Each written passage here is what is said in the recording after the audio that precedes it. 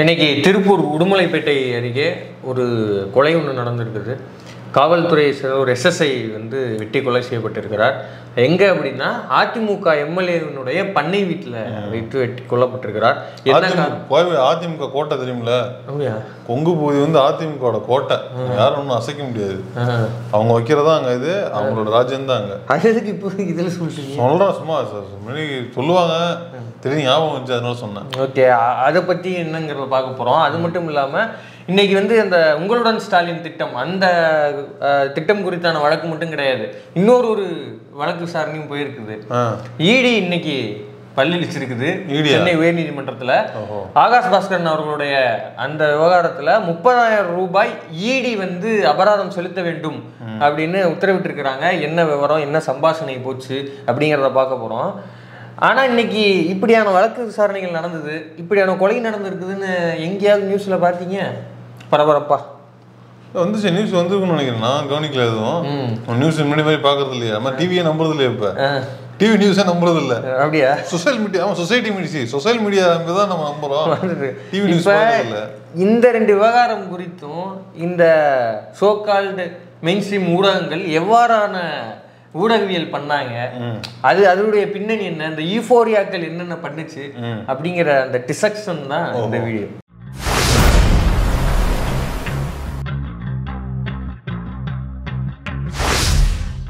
ஊடகத்திற்கு மட்டும் இல்லாம உலகத்துக்கே அறம்பாடம் எடுக்கக்கூடிய நம்ம ஐயாவுடைய சேனல்ல உடுமலைப்பேட்டை அந்த கொலை இருக்கு இல்லையா, அது குறித்து வெளியான நியூஸ் ஆர்டிகல் அது ஃபுல் ஸ்கிரீன்ல போடுங்க. இதுதான் அந்த ஆர்டிகல்.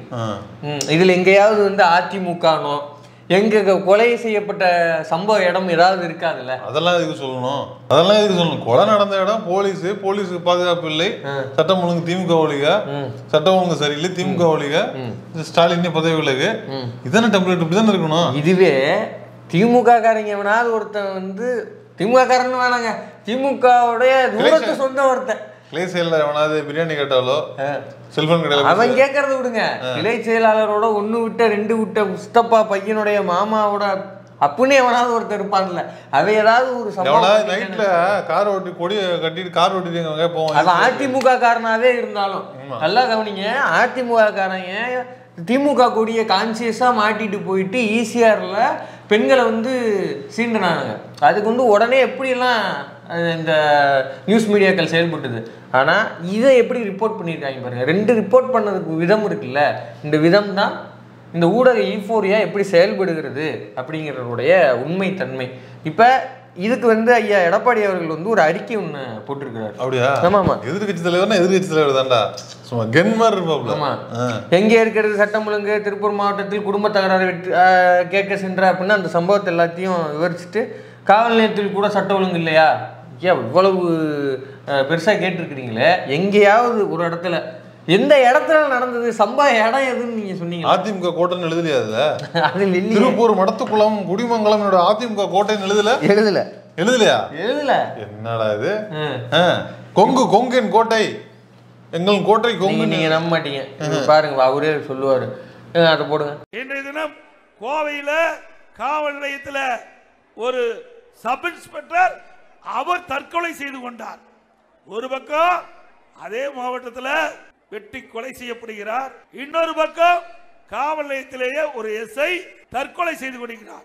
இதுலயாவது எங்கேயாவது பேசினாரா? இல்ல. இப்ப இதே அண்ணா பல்கலைக்கழகத்திலிருந்து அந்த மாணவிக்கு நடந்த அந்த பாலியல் சீனுக்கு, அந்த பாலியல் வன்கொடுமைக்கு, அது தவறு தான், அது யாராச்சுமே நடக்கக்கூடாத விஷயம்தான், அது எதுவுமே மாற்றுக்கிறதுலாம் கிடையாது. ஆனால் அந்த விவகாரத்தில் எதிர்கட்சியோ மற்ற கட்சிகளோ நடந்து கொண்ட விதம் என்ன?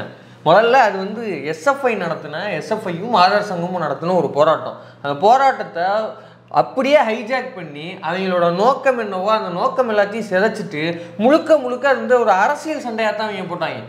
யோசிச்சு பாருங்க, யார் அந்த சாரு அப்படின்னு ஒரு ஹேஷ்டேகை கிரியேட் பண்ணி அதை வந்து பேட்சாலாம் மாற்றி சட்டப்பேரவைக்கு மாட்டிட்டு வந்தார் எடப்பாடி பழனிசாமி அவர்கள். அப்போ உங்களுக்கு எவ்வளவு ஒரு அரசியல் இது இருந்திருந்தா நீங்க வந்து அதை அப்படி பிஹேவ் பண்ணிருக்கீங்க. ஏன்னா அது வந்து அந்த பெண்ணுக்கு நெருக்கடின்னு கூட புரிஞ்சுக்க முடியாத அளவுக்கு தான் அவருக்கு வந்து அரசியல் அறிவு. இன்பதுரை எவ்வளவு சொல்லி கொடுத்துருப்பாங்க. இதெல்லாம் இன்பதுரை பேச்சை கேட்டு நடக்குமா? அப்புறம் அரசியல் சட்ட நுணுக்கம் சட்ட அறிவாவதான் சொல்லி கொடுக்கணும். இது நம்பால் வேலை, சட்டத்திறனி ஆகுதுப்பா. இது நம்பால் வேலை. நம்பால் வேலையா? கங்கா சங்கர் அவன் சொல்றது எல்லாமே கேட்பாங்க. இன்பதுரை சொல்றதே கேட்கும்போது கங்கா சங்கர் சொன்னா கேட்க மாட்டாரா அவரு? அவனே ஒரு இந்த பையன் அவன் சொல்றதெல்லாம் கேட்பாங்க. கேட்கிறாருண்ணா. இங்க வேற. சோ அந்த பெண்ணுக்கு இது எவ்வளவு பெரிய நெருக்கடி, அந்த பெண் இதை எப்படி ஹேண்டில் பண்ணுவாங்க, அந்த குடும்பம் எப்படி ஹேண்டில் பண்ணுன்ற எந்த வித அறிவுமே இல்லாம தான், பொறுப்புமே இல்லாம தான் அவர் செயல்பட்டார். இல்ல எனக்கு வந்து பாதிக்கப்பட்டவங்களோட உரிமை தான் முக்கியம் அப்படின்னா, இங்க பாதிக்கப்பட்ட உரிமை முக்கியம்னு என் கட்சிக்கார ஒருத்தன் பண்ண வீட்டுல தாங்க நடந்துச்சு சொல்லணுமா இல்லையா? அதை சொல்லியிருக்கணும்ல. அந்த ஸ்பாட்டு சொல்லுங்க. ஸ்பாட் ரொம்ப முக்கியம் இல்ல? சரி, அவரு சொல்ல மாட்டாரு. ஓகே, ஊடகங்கள் அண்ணா பல்கலைக்கழகத்தில் நடந்த வன்கொடுமை அப்படின்னு தானே சொல்றோம். அதே மாதிரி திருப்பூரில் நடந்த அப்படின்னு தானே சொல்லணும். ஆனா இங்க திமுகவினுடைய உறுப்பினர், திமுக நிர்வாகி ஞானசேகரன் எல்லாம் பேசுனீங்க. இப்ப இங்க இப்ப பேசணுமா இல்லையா? அதிமுகவினுடைய எம்எல்ஏ வரமாட்டேங்குது.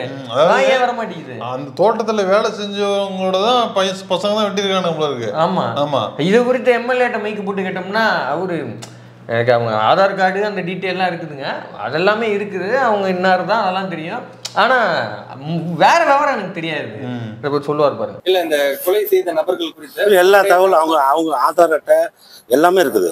அவங்க ஆதார் அட்டை அவங்களோட எல்லாமே கொடுத்துட்டு, ஃபோன் நம்பரு, அந்த குழந்தை படிக்கிற ஸ்கூல், இது எங்கள் எலிமெண்ட்ரி ஸ்கூல் தான் படிக்குது, எல்லா டீட்டெயில் என்னென்ன டீட்டெயில் இருக்குதோ எல்லாமே கொடுத்தாச்சு. அவங்கள யார் வேலைக்கு சேர்த்து விட்டா எல்லாமே கொடுத்துட்டாங்க. கேட்டுட்டீங்களா? பண்பா பேசுறாப்புல. சரி விடுங்க, அவருக்கு துக்கம் தொண்டை அடைக்கிறது, அதனால அவர் பேசல, வருத்தப்பட்டு தான் பேசுறாப்புல. சரிண்ணா, ஓகே, அதான் நான் சொல்றேன். இவரை கூட நான் விட்டுறேங்கிறேன் நான். இவருக்கு வந்து துக்கமா இருக்கிறாரு, அதனால பேசுறாரு முன்ன பின்ன. ஓகே, இந்த ஊடக யூஃபோரியாக்கள்லாம் இருக்காங்க. ஈஃபோரியாக்கள் ஒரு மணி சார் சொரிஞ்சிட்டு இருக்காங்க. மணி சாரு இவங்க எல்லாம் எங்க இவங்க எல்லாம் எங்க இன்னைக்கு இவங்க எல்லாம் பேசணும்ல. எங்க அதிமுகவினுடைய எம்எல்ஏ பண்ணை வீட்டுல நடந்ததா, இது எப்படி சாத்தி கேட்கணுமா இல்லையா? புதாக கிளம்பி இருக்கும் ஆதேசின் சீடர்கள், ஆதேசனுடைய சிஷ்ய பிள்ளைலாம் எங்கப்பா கூப்பிட்டு 2 பேரும் உட்கார வச்சு மாறி மாறி கேள்வி கேட்டு பதில் சொல்லி இருக்கணும்ல. ஏன் சொல்ல மாட்டேங்கிறாங்க? அப்ப இதுதான் இவங்களுடைய நோக்கம். ரொம்ப சிம்பிள். இன்னை வரைக்கும் ஞானசேகரனுடைய திமுக ஐடி கார்டை நீங்க இன்னும் காட்டல. திமுக நிர்வாகி நானுங்க. சட்டப்பேரவையில் முதல்வர் திமுக அபிமானியாக கூட இருக்கலாம், அதில் உருமாற்று கருத்தும்ல. ஆனா நாங்க வந்து சட்ட நடவடிக்கை என்னவோ ஆமா, அவர் ஏன் உறுப்பினர் தான் உறுப்பினர் ஒத்துக்க முடியல, அதை எப்படி ஒத்துக்கோனா அவர் வந்து இருந்தாலும் நான் சட்ட நடவடிக்கை எடுக்கப்படும்னு மிக குறுகிய காலத்துல வந்து தீர்ப்பு வாங்கி கொடுத்தாங்க. சரி, இது ஒரு பக்கம். இப்போ இவர் அதிமுக எம்எல்ஏ இருக்கானே, ஏன் அதை சொல்ல மறுக்கிறீங்க? பனையூர் பண்ணையாரு சம்பந்தமே இல்லாமல் அவுட் ஆஃப் நோவேர் அன்னைக்கு தீர்ப்பு வந்த அன்னைக்கு திமுக நிர்வாகி கிடைத்த தீர்ப்பு அப்படின்னு எழுதினால இப்போ பேனா எங்கே மை தீந்து போச்சா? இல்லை வந்து எது கையை பிடிச்சி எழுத விட மாட்டேங்கிறான் சில்பா குமார், என்ன பிரச்சனை? இல்லை அல்ல கைங்க இருப்பான், இல்லை சட்னி அவனை வச்சு அதை போட வேண்டியதானே? அப்போ இதுலேருந்தே எங்களுக்கு இப்படி தெரியுங்க நோக்கங்கிறது மட்டை அடியாக திமுக எதிராக எது வந்தாலும் கடிச்சு வைக்கணும், அது மட்டும்தான் எங்களோட நோக்கம். இப்போ இது ஒரு சைடு அப்படின்னா, இன்னைக்கு வந்து இடி வந்து ஒரு இடத்துல செருப்படி வாங்கியிருக்குது. எங்கே அப்படின்னா, ஆமாம், ஒட்டுமொத்த அமைப்புமே ஒரே நாளில் அவங்களுக்கு விடிஞ்சிருக்கு பாருங்க. இன்னைக்கு பொழுது இடியில் வந்து என்ன விவகாரம் அப்படின்னா, அந்த ஆகாஷ் பாஸ்கரன் அவர்களுக்கு எதிராக யார் அந்த தம்பி அப்படின்னு எடப்பாடி அவர்களால் கேட்கப்பட்ட ஆகாஷ் பாஸ்கரன் அவர்களுடைய வழக்கு விசாரணையில் வந்து இன்னைக்கு ஆஜராகணும்னா பதில் மனு தாக்கல் பண்ணணும். ஏற்கனவே 2 முறை அவகாசம் கேட்டு இன்னைக்கு 2வது முறை அவகாசம் டீடைல் இந்த கேஸ் சம்பந்தப்பட்டிருக்காரு ஆதாரம் கேட்டாங்களா இதுவா? ஆமா, அந்த பதில் மனு இப்ப தாக்கல் பண்ணுவோம். இன்னைக்கும் போயிட்டு யுவர் ஆனர் இன்னொரு இது டைம் கொடுத்தீங்கன்னா, பதில் மனுக்கு தாக்கல் பண்ற அவகாசம் கொடுத்தீங்கன்னா நல்லா இருக்கும் அப்படின்னா கோர்ட்டு நீடியர்ஸ் டென்ஷன் ஆயிட்டாப்புல. டென்ஷன் ஆகிட்டு ஏற்கனவே 2 முறை கேட்டேன், நான் 2 முறை டைம் கொடுத்தேன், 3வது இப்பயும் வந்துட்டு எனக்கு 3வது ஒரு எக்ஸ்டென்ஷன் கொடு அப்படின்னா என்னதான் பண்ற அப்படின்னு கேட்டு இவர் ஆகாஷ் பாஸ்கரன் அவர் விசாரணை ஏற்கனவே வந்து அவர் விசாரிக்க கூடாதுன்னு தடை வரப்பட்டிருந்தாங்க. இப்போ ஈடிக்கு 30,000 ரூபாய் ஃபைன் அப்படின்னு இருக்காங்க. 30,000 10 லட்சம் போடலையா? இது உயர் நீதிமன்றம், அது உச்ச நீதிமன்றம். அங்க போனா 10 லட்சம் ரூபாய், 30,000 தான். இன்க்ரீஸ் பண்ணுவாங்கண்ணே. ஆமா, யாரு கட்டுவா? யாரு கட்டணும்? இது ஈடி கட்டணும். ஈடியா? மாமியோட அமைச்சகம். ஓ, யார்? நிர்மலா சீதாராமன். அப்ப நம்ம வீட்டு காசு தான் கட்டுவாங்களா? ஆமா. அப்புறம் என் வீட்டு காசு எடுத்து நீங்க இந்த மாதிரி பண்றீங்களா? இப்ப கேட்கலாம்ல, அப்பா வீட்டு காசையா எடுத்து தண்டனை கட்டுறது கேட்கலாமா இல்லையா? ஏன்னா துணை முதல்வர் வந்து உங்க அப்பா வீட்டு காசா அப்படின்னு கேட்டா அப்படிலாம் பேசக்கூடாது. இப்ப இது எங்க அப்பா வீட்டு காசு தானே, எங்க அப்பா வீட்டு காசு எடுத்து நீங்க எதுக்கு இப்ப தண்டனை கட்டுறீங்க? அந்த ஆதாரத்தை கொடுக்க வேண்டியதுதானே? அதோட என்ன வேலை மக்களுக்கு? இருந்தாத்த கொடுத்து தொலைவோம். அது எனக்கு தெரியாது, நீங்க என்ன சொல்றீங்க? 30,000 வேஸ்ட் தானே. இப்ப யாரோட காசு அதெல்லாம்? இப்ப நீங்க சொன்ன மாதிரி உண்டியல்ல போடாதீங்க, எங்க போடணுமோ அங்க போடுங்க அப்படிங்கிறீங்க. எங்க போடணும்? உயரமுதல் கட்டுங்க, போய் கட்டுங்க. இப்ப இடி அப்படிங்கிற அமைப்பு செயல்படுகிற லட்சணம், அதோடைய நேச்சர் குறித்து நம்மளும் நிறைய வீடியோல பேசியிருக்கிறோம். இப்ப சமீபத்துல வந்து இப்போ போயிட்டு இருக்குல்ல, பார்லிமெண்ட் செஷன் போயிட்டு இருக்குல்ல, அதுல வந்துட்டு சாகேத் கோகலே, அது நம்ம ஏற்கனவே பேசுகிற டிஎம்சியினுடைய எம்பி அவர் வந்து ஒரு கொஸ்டின் போடுறாப்புல. என்ன அப்படின்னா, கடந்த 10 வருடங்கள்ல ஈடி வந்து நட்டது என்ன, கிழிச்சது என்ன, அறுத்தது என்ன, கிழிச்சது என்ன, தைத்தது தான் என்ன என்ன என்ன அப்படின்னு கேட்டு ஒரு வழக்கு போடுறாப்புல. அதுக்கு வந்து ராஜ்யசபாவில் கொடுத்த பதில், இடி வந்து கொடுத்த பதில் என்ன அப்படின்னா, மினிஸ்ட்ரி ஆஃப் ஃபினான்ஸ் மாமி தான் சொல்லியிருக்கிறாங்க, நம்மளாவெல்லாம் ஒன்றும் சொல்லலை. அவங்க என்ன பதில் சொல்லியிருக்கிறாங்கன்னா, கடந்த 10 வருஷத்தில் இடி 5892 வழக்குகளை பதிவு பண்ணியிருக்கு. சரி, இதில் எத்தனை வழக்கு வந்து கோர்ட் ட்ரையலுக்கு கொண்டு போயிருக்கீங்க அப்படின்னா 1398. கொண்டு போலியா? 5000 கேஸ், 5000 சொச்சம் கேஸ் வந்து ஃபைல் பண்ணியிருக்கிறோம். சரிங்க, பண்ணி நீதிமன்றத்துக்கு எத்தனை நீங்க எடுத்துட்டு போனீங்கன்னா 1300 தான் எடுத்துட்டு போனோம். நீதி கேஸ் எல்லாம் இது போல கட்சியில் இழுக்கிறதுக்கு பிஜேபி கொண்டு வரதுக்கு எடப்பாடி ஒரு கேஸ்ல இருக்கலாம், எடப்பாடி மருமகனுக்கு இல்ல மகனுக்கு ஏதாவது இருக்கலாம், இப்படி ஏதாவது இருக்கலாம், அல்லது சும்மா போட்டு விடுவோம். எலெக்ஷன் ஆத்தூர்ல 2 கிளைங்களுக்கு போட்டாங்களே, அதெல்லாம் இதுலதான் வரும். கிட்டத்தட்ட விழுக்காடா பார்த்தா 77% கேஸ் வந்து எவிடன்ஸே இல்லாத, ஆமா எவிடன்ஸே இல்லைங்கிறனால கோர்ட்டுக்கு கொண்டு போறது கிடையாது, அங்கேயே முடிஞ்சு போயிருது. யோசிச்சு பாருங்க, 177 கேஸ்னா என்ன கணக்கு இது? இதுல கூத்தலையும் கோர்த்து 5892 கேஸ் இல்ல, இதுல எத்தனை தெரியுமா வந்து கன்விக்ட் ஆனது? அதாவது கன்விக்ட்னா ஆமா குற்றம் தான் அப்படின்னு உறுதி செய்யப்பட்டது வெறும் 8 கேஸ். 8 கேஸா? 5892 கேஸ்ல கேஸுக்கே 12 வரும்டா. ஒரு கேஸ்னாலே 12 வரும்டா. அதுக்கு கம்மி, அதுக்கு 8 தான் வருது. அப்ப இடி அப்படிங்கிற அமைப்பு, அந்த விசாரணை முகமை எதுக்கு செயல்படுது, என்ன லட்சணமா இருக்கு அப்படின்னா, ஒன்லி பயமுறுத்துறதுக்கு, ஆட்சிக்கு கொண்டு வரதுக்கு, கட்சியை பிரிக்கிறதுக்கு, கூட்டணி மாத்துறதுக்கு, பயமுறுத்துறதுக்கு, எம்எல்ஏ விலைக்கு வாங்குறதுக்கு, கட்சி பேரம் பேசுறதுக்கு, கட்சி மிரட்டுறதுக்கு, இவ்வளவுதானே. இப்ப இதுலயே இதே பிஜேபிக்கு வாங்கன்னு சொல்றதுக்கு இவ்வளவுதான் இந்த ஈடிங்கிற முகமை வந்து செயல்படுற லட்சணம். இன்னொரு கூத்து என்ன அப்படின்னா, இப்ப சமீபத்துல வந்த செய்தி, கபில்ராஜ் அப்படின்னு சொல்லிட்டு ஒரு இடி ஆஃபீஸர், அவர் வந்து ஜாயின்ட் செக்ரட்டரியாக இருந்தாருன்னு நினைக்கிறேன். அவர் வந்து முக்கியமான 2 நபர்களை வந்து ஈடிக்காக அரெஸ்ட் பண்ணார். அவர் தான் முன்னின்று அரெஸ்ட் பண்ணார். யார் அப்படின்னா, டெல்லியினுடைய அப்போதைய முதல்வராக இருந்த அரவிந்த் கெஜ்ரிவால் அவர்களையும், ஜார்க்கண்டுடைய முதல்வர் வந்து ஹேமந்த் சோரன், 2 பேர்த்தையும் வந்து ஈடியின் சார்பாக அரெஸ்ட் பண்ணவர் வந்து இந்த கபில்ராஜ் தான். இவர் இப்போ என்ன ஆகிட்டார் அப்படின்னா, விஆர்எஸ் வாலண்டரி ரிட்டைர்மெண்ட் கொடுத்துட்டு நேராக போய் ரிலையன்ஸ் இண்டஸ்ட்ரியில் வேலைக்கு செஞ்சுருக்காப்புல. ரிலையன்ஸ் இல்லையா? ஆமாம். அதில் என்ன இருக்குது? அதில் என்ன இருக்குதுன்னு தான் கேட்குறான். என்ன சென்ட்ரல் கவர்மெண்ட்ல போய் தான் தப்பு, ரிலையன்ஸ் தானே போயிருக்காப்புல. அப்போ நீங்கள் ரிலையன்ஸுக்கு நீங்கள் என்ன ரிலையன்ஸாக இருப்பீங்கன்னு ஒரு கேள்வி இருக்குல்ல. அப்ப ரிலையன்ஸ் குறித்து ஒரு வழக்கு, ஒரு பிராது வந்திருக்கு தெரியுமா? நேத்தி ஒரு இடி போய் அவர்கிட்ட விசாரணைக்கு வந்திருக்காப்புல அனில் அம்பானி, தெரியுமா? அப்படியா? நடந்திருக்குது, வரலாற்றில் நடந்திருக்குது. அது நேத்து வந்து போயிருக்காப்புல. அப்ப நேத்து வந்திருக்கிறாரு. அப்ப இந்த மாதிரியான அதிகாரிகள் அங்க போய் சேர்றாங்க அப்படின்னா டெக்னிக்கா சொல்லி கொடுத்துருப்பாரு அவரு. இவ்வளவுதான் கேட்பாங்க, நீங்க இவ்வளவுதான் சொல்லுங்க, இதுக்கு மேல சொல்லாதீங்க, இதுக்கு மேல ஏதாவது கேட்டாங்கன்னா என்னை கான்டாக்ட் பண்ண சொல்லுங்க, நான் பாத்துக்கிறேன், நான் பாத்துக்கிறேன், அந்த அதிகாரிகளை நான் டீல் பண்ணிக்கிறேன். ஏன்னா இவர் வந்து உயர் பொறுப்பு, அந்த நேக்கு பாக்குகளை சொல்லி கொடுக்க தான் ஜாயின் பண்ணிருப்பாப்லையோ சந்தேகம் வருதா இல்லையா? எது விசாரணை முகமையிலே உச்சபட்ச விசாரணை முகமைங்க, பார்லிமெண்ட்ல ஓப்பன் ஸ்பேஸ்ல பேசாத, குறுக்க பேசாத, ஈடி வீட்டுக்கு வந்துடும் அப்படின்னு சொல்லி மிரட்டுறாங்க.